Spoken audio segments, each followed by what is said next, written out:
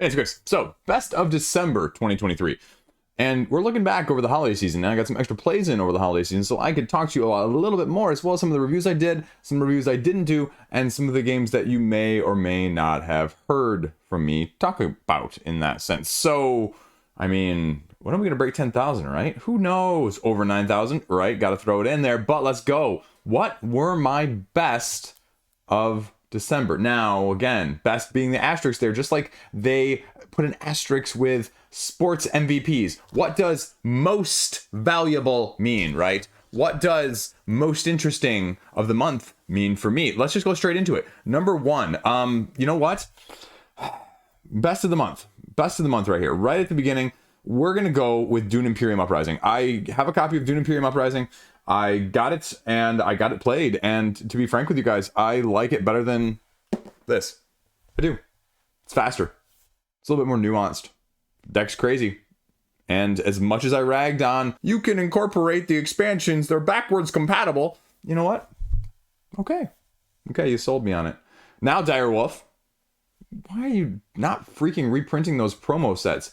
I hate people that scalp those promos, like 5 of those promos for $50 in the secondary retail, right? It's like those Marvel United promos that Simon puts out at the conventions. Those decks going anywhere from like $50 to $70 for these individual characters. Like, that's a total screw you. Not from the company, from the people scalping it. You know, it's the same thing with Star Wars Unlimited right now. They're throwing out these Luke Vader promos at every single convention that FFG goes to. People are scalping them again, $45, $50 a pair, every single convention. People making hundreds of dollars on that side of things. It just pisses me off as a whole. Because if you really want them from a gameplay standpoint, I mean, it's not even like Kickstarter exclusives, right? It's not even like that, where you can FOMO, at least everyone else has access to it somewhat mildly equally. This is just like promo convention only, right? And somehow, again, people give this a pass. It's my freaking soapbox this video. People give that a pass, but they, you know, rake over the coals anything exclusive on crowdfunding. Again, the animosity towards these two things should be equal, and they're not. Same thing like deluxifications on crowdfunding, deluxifications at retail, whatever it may be, right? Plastic miniatures are the same things as plastic upgrades for your Euros. I'm sorry, not sorry. But as a whole, this was my best game of the month. I mean, it's easily going to be on my top 10 of the year of 2023. Whether or not this video comes out before or after that, that's a whole nother story, but that's going to be on there regardless. The dynamics, the spies, the just slight nuance of how the battles are done differently with the, you know, sandworms and having access blocked off to a couple of the battle locations, being able to potentially place your workers at same locations because of spies, the additional actions that spies allow you in the first place. It's faster. It's faster at the higher player counts too because of some of those dynamics. And that, my friends, is a huge, huge win in my book. Accessibility matters. So that's why it's number one. Number two, Unmatched, Tales to Amaze. It's sitting right here, actually. And I like it. Unmatched, Chase the Dragon, as I will call it. Because the only issue I have with it, or the main issue I have with it, right? I like hard co-ops. This is a hard co-op. It's got a little modularity. You know, I definitely think you need another boss or two after about half a dozen plays, even though you can swap out the little minions and you've got 2 different boards, you know, 1 or 2 more bosses. So invariably, again, Restoration will do that. I have no doubt that they're going to do that. What I'm really hoping for is something like with The Witcher. When they do The Witcher in Q4, they've got a couple others announced in Q1, Q2. They've got a couple, you know, slightly unannounced Q2, Q3. And then they've got Witcher Q4. Give me a boss. Give me a boss or a character that can do the sort of anti-villain thing with Marvel United. You know, with the Marvel United, the purple guys, right? The ones that are anti-heroes. That they can be played as villains or they can be played as heroes. Give me something like that, Unmatched. Give me some ability. You know what?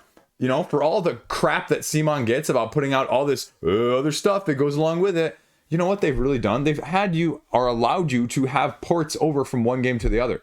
Remember when Masmora came out and they gave you the extra add-on that allowed you to import your Arcadia Quest characters that way?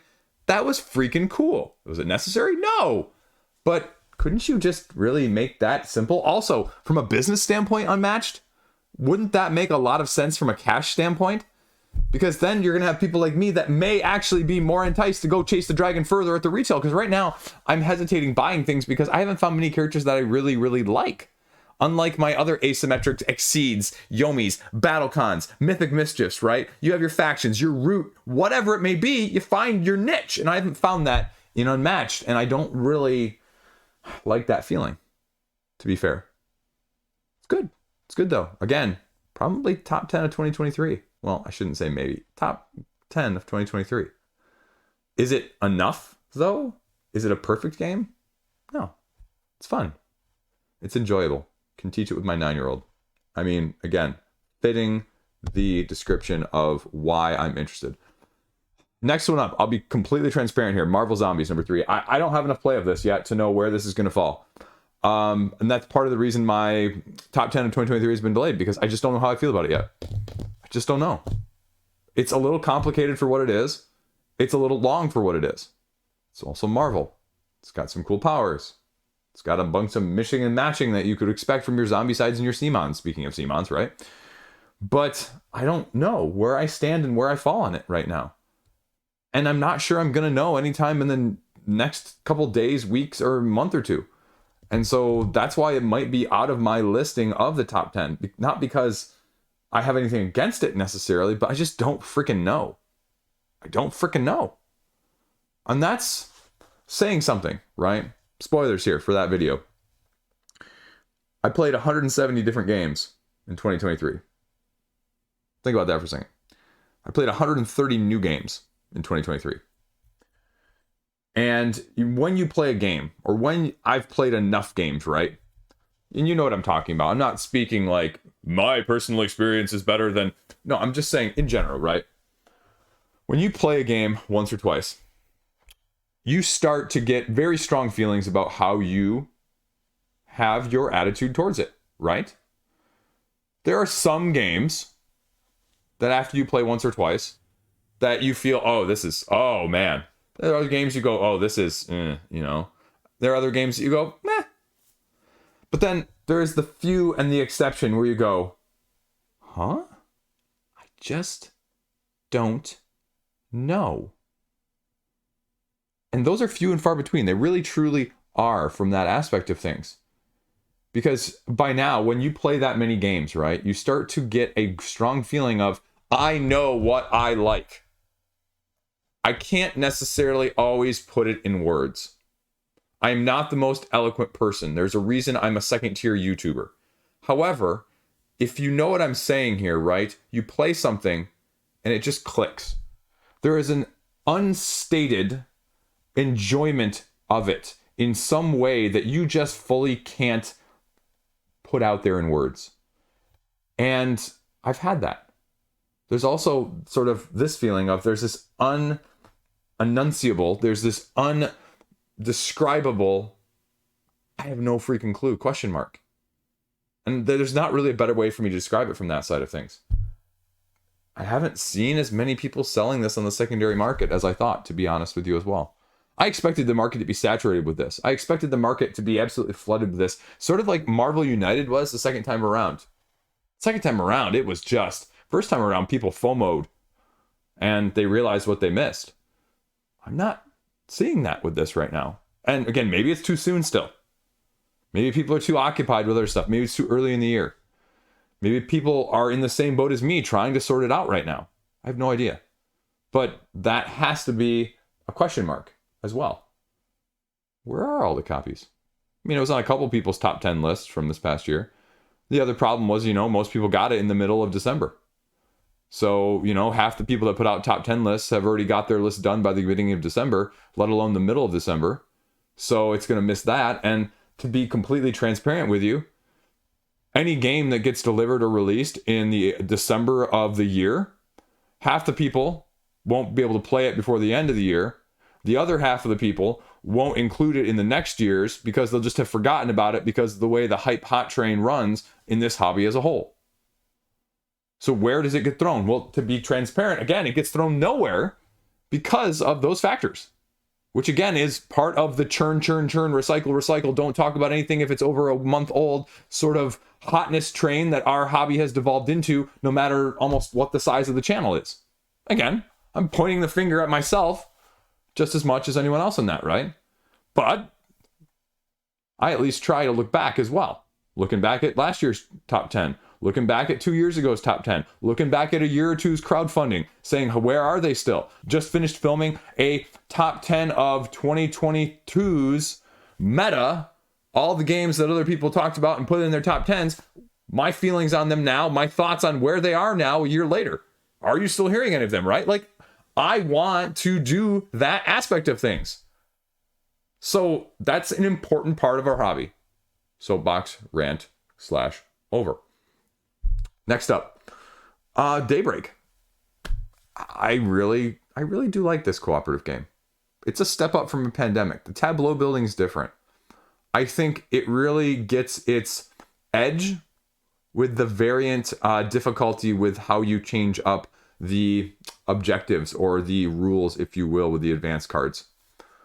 And I have mixed feelings about the deck as a whole, because unlike what I really enjoyed about Expeditions, right, that all of the cards were dramatically different, right? There's no duplicates.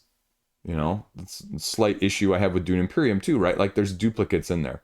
Like, I love the fact that Expeditions, it's just all crazy. Now, again, you're going to make the argument that it's not all balanced then, Chris. If you don't have some that are the same, or if you just have so many, there's no way you're going to be able to balance them all. Screw freaking balance, right? I was about to say something else there. Who cares? Who cares? Who freaking cares about balance? You're not playing the game enough to really get into the balance aspect of things as a whole. Let's be transparent again here. You're not. I'm not. So why is it always your big hang-up? Why is that the crux of the argument that these people try and make about saying, oh, we can't have that. Oh, that's not a good game. It's not completely balanced. Who freaking cares? It's a stupid point to get hung up on. If you're getting hung up on that, you know, this game better be, you know, whatever meta style, or you have played it 1,000 times on Board Game Arena, right? That's where it's really going to matter. And that's where I guess some of you are, but no, that's the exception rather than the rule. Again, let's not kid ourselves here. So I like the action system of it. The only problem is the end game is it starts becoming, in a different way, more like Spirit Island, in the sense that, yeah, I mean, you can kind of see where things are rolling a little bit earlier than when they're actually getting there, right? Okay, we are on a steamrolling train of success. You can start to see your tableau is just, you know, either broken or not. But you also may get the cards you want or not. So I like it. I am not sure what I'm going to do with it whatsoever at this point. Again, top 10 of 2023. But repeated plays are going to be the test of time with that one. Because it's a little longer. It's a little bit more complicated. It's not that much harder to get to the table, especially after one teach. But it does have a setup, teardown, length, more so than other things like that. So that's not inconsiderate with this. No, I'm not doing the Randy Orton pose, but just all of the other stuff that competes for table space in the first place. So there you go. Nekojima. We're just going through the best of 2023 right now. I talked about this game at the beginning of the year. They delivered my copy. Kid saw it on the counter. We're playing that, Dad. Okay. Hanging cats dexterity-wise on power lines. Again, is it perfect? No. Is it completely balanced? No, probably not. The strings are a little bit iffy. The cats are incredibly hard to balance on there without tipping everything over. But is it a hell of a lot of fun? Yeah. It's got the fun factor. Wowzers out the door. So, again, incomparable fun factor. More than anything else I've played in 2023. Period. If you missed my review of that, this is the fun part, if you missed that review as a whole. In the middle of the review, right, I'm filming it this way and top down. And in the middle of it, one of the cats accidentally falls off the power line, drops down, and lands on one of the lower power lines without knocking anything over. It was the most amazing thing I've ever captured on camera, by far and away. It's an absolutely great moment. I couldn't believe it, actually. I slow-moed it in the video. It's like... Anyway, I'm done with that one. So that's on there. Other interesting tests of things that are sort of, I don't know where they're going to be yet, right? I played Marvel United Spider-Geddon. It's sitting right down here on the shelf. Spider-Geddon, Spider-Geddon, Spider-Geddon. It's taking all of the stuff that you may have wanted from Season 3 of Marvel United, and it's giving it to you all in a core box. The only dilemma is, if you can get the core box for X-Men for like 10 or 15 bucks in the secondary market, this is going to cost you like 40 new. It's just not out. It's not widely available, and you really have to like the Spider-Man heroes. They're doing things that are unique. You're offering the weapon system, the one versus all system, the solo system. That is all of the new Earth stuff, all combined into one, as well as the anti-heroes, anti-villains, whatever you want to call them. So it gives you more for a better price point. But at the same time, there were a couple heroes that I just kind of said, you know, this isn't my favorite. Doing unique things, but again, like, you have your own liked playstyle. So it felt like a couple were great mismatches, either in your favor or completely against you. But I like the creativity that goes in with all of the bad guys as a whole. And that system that they've managed to create with just simple mechanistic approach should really actually be a case study by a lot of game designers out there, to say you don't need so many complicated, convoluted, interconnected systems in order to be really creative and get variability out of it in the first place. Because, I mean, it really is simple, right? There's a BAM, there's a card play, there's a manipulation element of some way, shape, or form, and that's about it. 3 things, basically. And these villains are all dramatically, drastically different of how they approach the game, and they actually thematically make sense with a lot of them as well. So I give them a lot of kudos. I can't recommend it for everybody, but if you're a diehard, it's more of a look-see. But speaking of complicated, convoluted systems, I mean, I did Voidfall as well. I think I may have upset Mind Clash, but you know, I say that tongue-in-cheek. I don't know. Again, it's one of these dichotomies of doing videos on the channel, right? I am still highly, highly, highly looking forward to their game Ironwood sometime later this year, hopefully. And Voidfall is a mixed bag. You know, it just is. Jeremy Howard, shout out to you, man. There was this comment on one of the media groups that I'm a part of that someone was asking about scores, and he was like, absolutely a score. And, you know, I was kind of like, you know, the opposite. I said, absolutely not. I think scores have lost all meaning besides a majority of marketing value from our hobby as a whole. Because, you know, my 7 is someone else's 10, and someone else's, you know, 9 is my 4, or whatever else, you know what I'm saying. But it's become more of a marketing tool and something for companies to, you know, plaster on their box rather than valuable guides to consumers, right? I mean, it's like IGN, right? You're familiar with IGN if you're at all a nerd, right? Like, I grew up surfing on IGN as a kid, and their scores, and the joke in the video game realm of things, right, is anything less than an 8 might as well just be a 4. Because people look at anything less than an 8 as you might as well not play it. And the same thing is true on the board game side of things, right? If you go onto Board Game Geek and you see less than like a 7.5, people automatically assume that's a bad game. Not even joking about that, right? 7.3, oh, that's horrible. Oh, 6.9, oh, that's horrible. That's an F. That's literally what our hobby has turned into. Unless you are that. So that's why, you know, I don't think that's very helpful. I don't think that's helpful at all. Tell me the criticisms, right? And I guess this goes back to the Voidfall, right? Where I'd look at this and I go, these are the criticisms I have of Voidfall. These are the criticisms I have of Spider-Geddon. I'm putting those out there because I think they're potential things to help you define a game as a potential buyer, as a consumer. Because that's really what my channel is about, right? My channel is not about high production value, because I suck at that. My channel is not about great technical side of editing and all that stuff. I suck at that. The good thing I am partially good at, in a minor sense, is that I'm good at saying, is this actually something you need? Is this actually something that's going to fit you? Here's the things that help me figure out whether or not it fit me. And I'm actually going to be, and this reminds me, I just did this with my review of Expeditions. I'm going to start trying to do in every review going forward. I've already filmed some ones, so it might not be in all of them. Is this going to stay in my collection? What are my feelings on it from that standpoint, right? Because I feel like that is helpful, right? Because if you're looking for people, when I saw the Dice Tower Top 100 just got posted over on like spreadsheet Reddit, you know, people were comparing, contrasting, you know, ranking. This was in last year's, this was in this year's, right? But the thing that struck me the most when that came out was, okay, these are great games, but You know, everything gets high ratings nowadays. There's so many games getting high ratings nowadays. How do you actually feel about it? And that list, in that sense, is a little bit helpful because these are the games that you really like. Not just the games that got the high ratings, right? Because those two things, sometimes there's a big Venn diagram overlap with them, but there's also quite a large Venn diagram of not happening overlap-wise with them. What game are you keeping? That's how you should be lining up sometimes your likes, right? Because I can look at a game and say, this has this fault, has this fault, has this fault, and you know what? I don't really care. I love it anyway, right? That's Marvel United for me in a nutshell. It's one of the few games I would dare rank on Board Game Geek, and I don't even like ranking as a general, so I could probably delete that at this point because I just hate doing it in the first place. But it's flawed. It's horribly flawed. It's horribly luck dependent, card dependent. You get screwed right away at the beginning of the game. You can have a horrible time just from the get-go. I love it nonetheless. I think it's absolutely fantastic. It's a great experience. Love it, love it, love it. But, you know, is that score always going to line up? Because again, like, how do you score?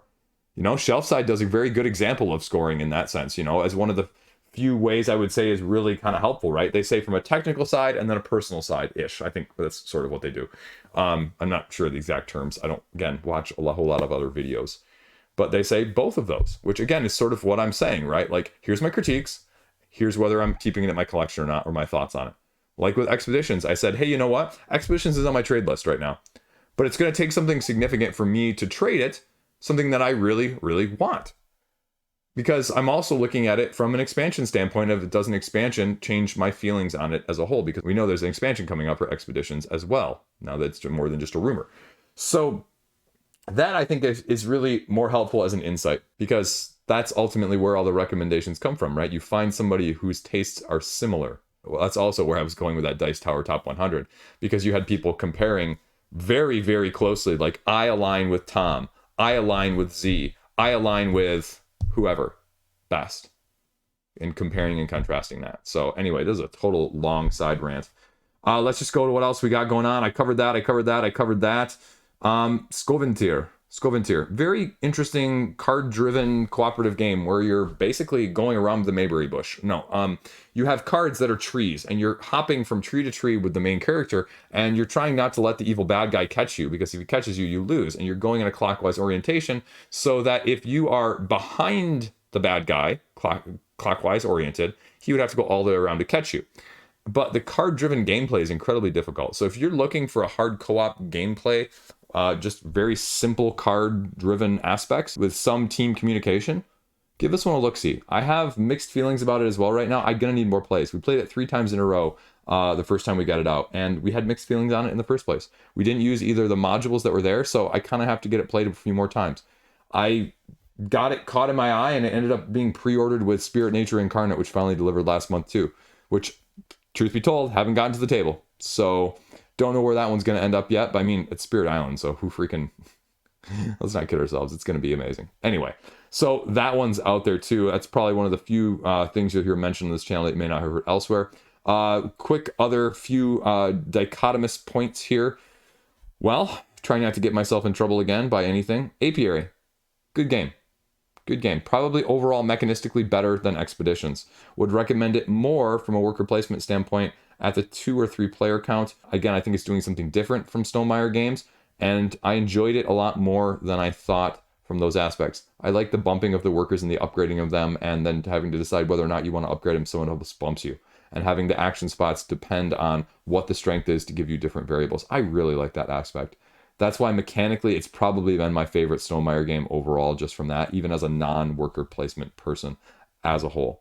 Then among Cultists, again, my review was out. The campaign is running at the time of me filming this.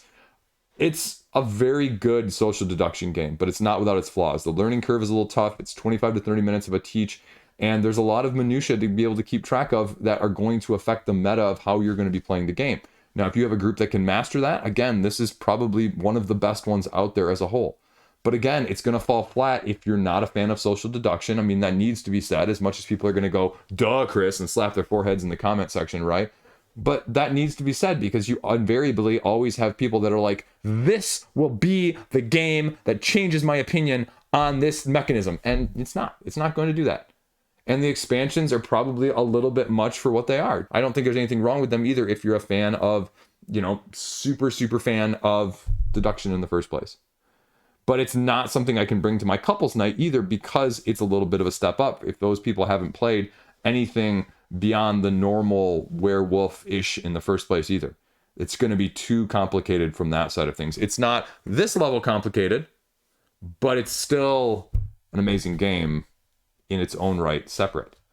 It's not going to be Blood in the Clock Tower. It's not as narratively driven.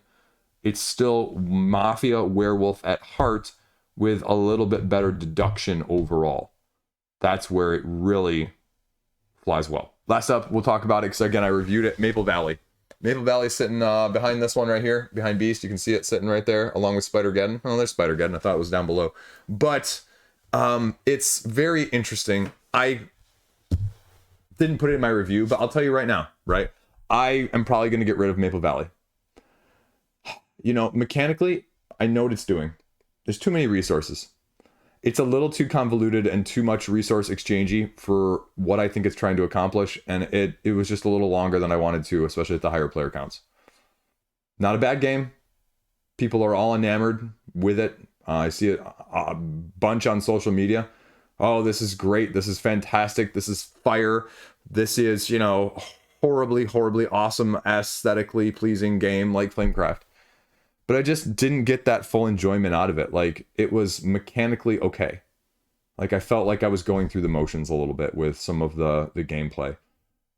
Not a bad game at all. Just, again, didn't click with me as much as I hoped it would. Because that one, right? Not a review copy. That one, money out of my own back pocket wallet. So, that one's, whoops. But that's the tricky part nowadays even, right? And I say this in the crowdfunding roundup all the time. Sometimes you get these absolutely right. Like I said earlier in the video, you play enough, you start to get a great sense of what you love and what you don't love, and you don't run into that nearly as much.